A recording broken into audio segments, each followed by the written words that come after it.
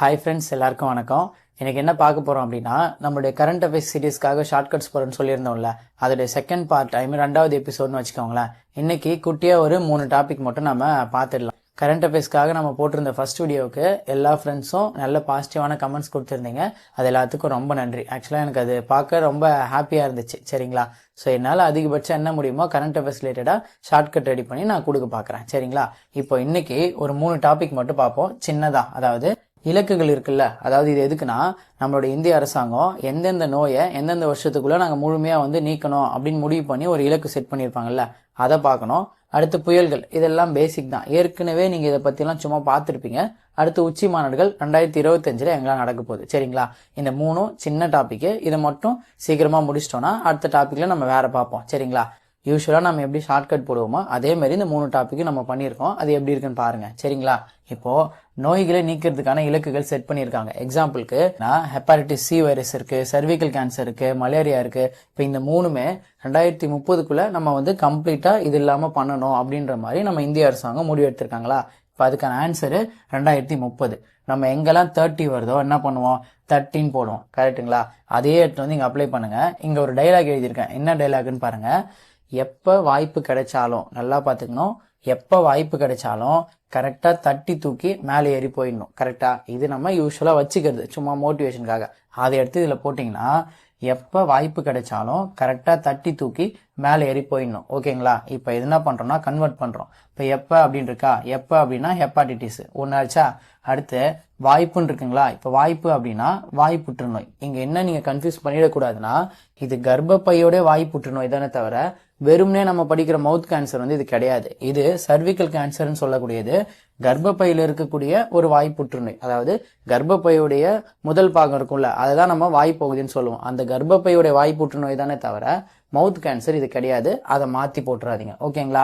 அப்ப எப்ப வாய்ப்பு கிடைச்சாலும், அப்ப எப்பனா ஹெப்பாட்டிஸ், வாய்ப்பு அப்படின்னா வாய் புற்றுநோய். இன்கேஸ் அது மறந்தாலும் இந்த டைலாக்ல கரெக்டான் இருக்குங்களா, அந்த கரெக்டான்றதுல இந்த கருன்றது நீங்க எடுத்துக்கோங்க. அப்ப எப்ப வாய்ப்பு கிடைச்சாலும் கரெக்டான் இருக்குங்களா, அப்ப எப்பனா ஹெப்பாட்டிஸ், வாய்ப்பு கிடைச்சாலும் கரெக்டா அப்படின்னா கர்ப்பப்பை வாய் புற்றுநோய். 30 அப்படின்னு எழுதிட்டோமா? 30னா 30 தட்டி தூக்கிட்டு என்ன பண்ண போறோம்? மேலே ஏறி போக போறோம். எது மாதிரி? மலை மேலே ஏறுற மாதிரி ஏறி மேலே போக போறோம். அப்ப மலேரியா. இது 3 2030 தான். நம்ம என்ன ஞாபகம் வச்சுங்க, சிம்பிளா எப்ப வாய்ப்பு கிடைச்சாலும் தட்டி தூக்கிட்டு மேலே ஏறி போகணும். இதுதான் சிம்பிள். எப்ப அப்படின்னா ஹெப்பாட்டிஸ்.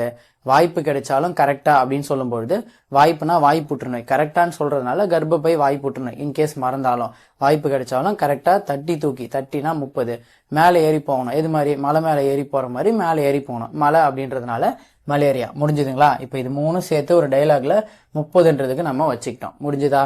அடுத்து பாருங்க, காசநோய். காசநோய்னா சிம்பிள். இங்க கால்னு எழுதியிருக்கோமா? எப்பயுமே நம்ம 25 அப்படின்னா கால் தான் யூஸ் பண்றோம். கரெக்டா? அப்ப இங்க காசநோய்னு இருக்கிறதுனால இங்க சைட்ல எழுதியிருக்கோம் பாத்தீங்களா? கால் காசு ஞாபகம் வச்சுக்கோங்க. கால் காசுனா என்ன? கால்னா 25, காசுனா காசநோய்.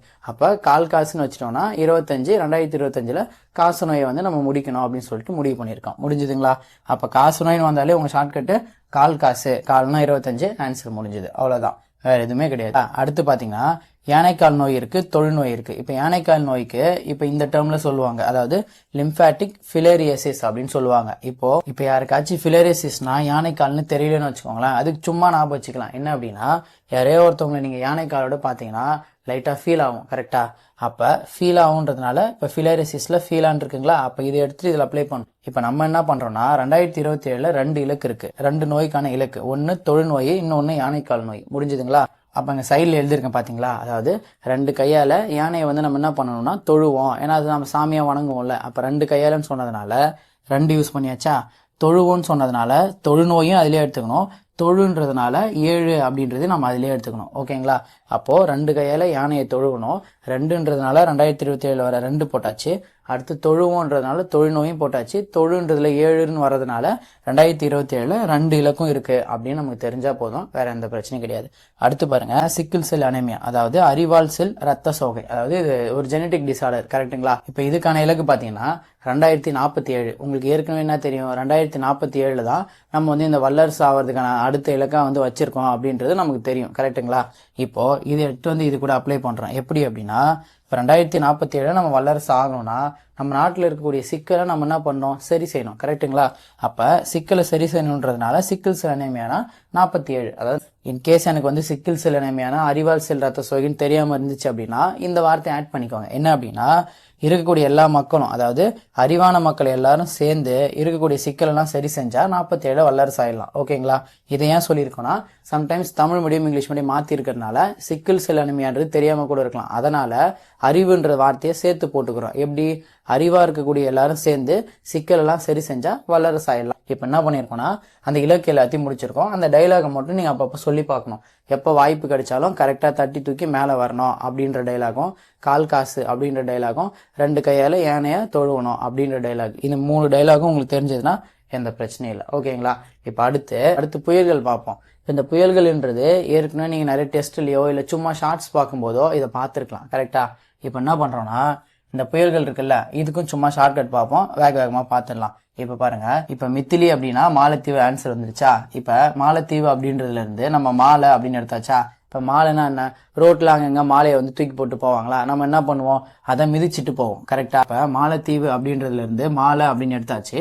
ரோட்ல அங்கங்க மாலை எல்லாம் கடந்துச்சுன்னா நம்ம அது என்ன பண்ணுவோம், மிதிச்சுட்டு போவோம். அப்ப மித்திலின்றது ஆன்சரு. இதோட சிம்பிளா வச்சாச்சா? இப்ப அடுத்து தேஜ் அப்படின்னா இந்தியான்னு இருக்குங்களா? இப்ப தேஜ் அப்படின்றத நம்ம என்ன பண்ணலாம்னா தாஜ்னு மாத்திக்கலாம். அதாவது தாஜ்மஹால்னு மாத்திக்கலாம். இப்ப தாஜ்மஹால் இந்தியாவில தான் இருக்கு, சோ பிரச்சனை இல்லை. அடுத்து பாருங்க, ஹாமூன் அப்படின்னு இருக்குங்களா?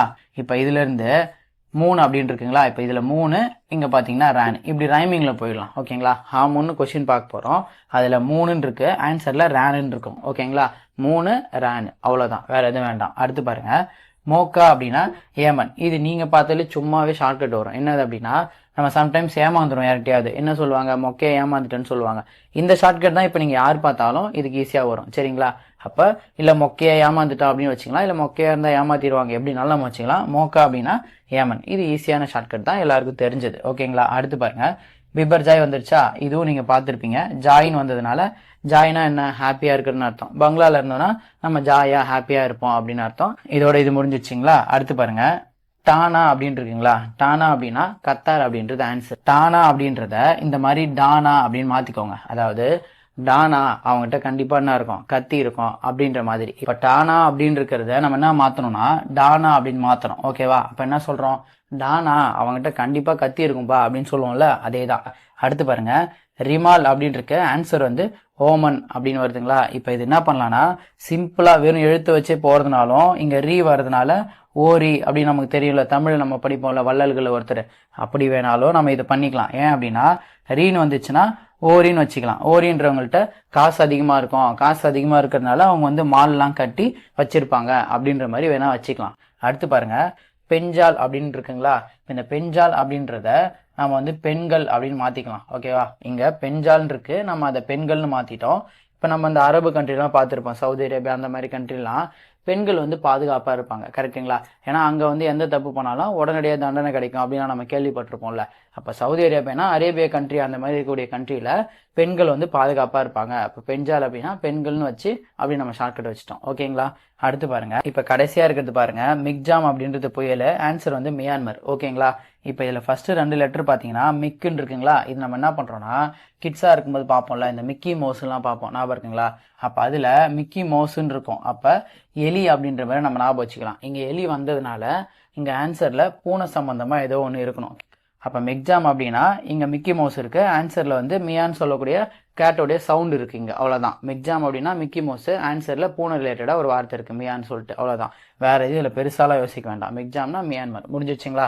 இதை ஞாபகம் வச்சுக்கோங்க. அடுத்து மாநாடுகள் இருக்கு, அதையும் பார்த்துட்டோம்னா இது முடிஞ்சுது. இப்ப பாருங்க, G7 மாநாடு, இது எல்லாமே என்ன அப்படின்னா 2025 நடக்கக்கூடியதுக்கானதான்னு தவிர்த்துட்டு 2024 கிடையாது. அப்ப நீங்க கொஸ்டின் பேப்பர்ல 2024 25 செக் பண்ணிக்கணும். ஓகேங்களா? இப்ப பாருங்க, G7 இருக்குங்களா? இப்ப G7 அப்படின்னா கனடா அப்படின்றது ஆன்சர். இப்ப இது எப்படி ஞாபகம் வச்சுக்கலாம் அப்படின்னா, இப்ப G7 அப்படின்னாலே நம்ம G7 படிக்காம என்ன பண்ணணும், அதை 7G மாத்தணும். ஓகேங்களா? இப்ப நம்ம தமிழ்நாட்டுல 7G சொன்னாலே எல்லாருக்கும் காமனா என்ன ஞாபகம் வரும், 7G ரெயின்போ காலனி படம், அதுதான் ஞாபகம் வரும். கரெக்டுங்களா? இப்ப என்ன பண்றோம்னா அதை எடுத்துக்கிறோம். G7 அப்படின்னா 7G ரெயின்போ காலனி படம். இப்ப அந்த காலனில என்ன பண்றோம்னா நம்ம போயிட்டு தண்ணி கேன் போடுறோம். அதான், அதாவது கனடால இருந்து கேன் எடுத்துக்கிறோம். கேன் என்ன, நம்ம மினரல் வாட்டர் கேன் போடுறோம்ல, அது எங்க போடுறோம்னா G7 இருக்கு, நான் 7Gன்னு மாற்றி 7G ரெயின்போ காலனி தான் எனக்கு ஞாபகம் வரும். அந்த காலனியில் போயிட்டு நான் டெய்லி என்ன பண்ணுறேன், கேன் போடுறேன். அப்போ கேனடான்றது தான் இந்த 2025க்கான ஆன்சர். முடிஞ்சுதுங்களா?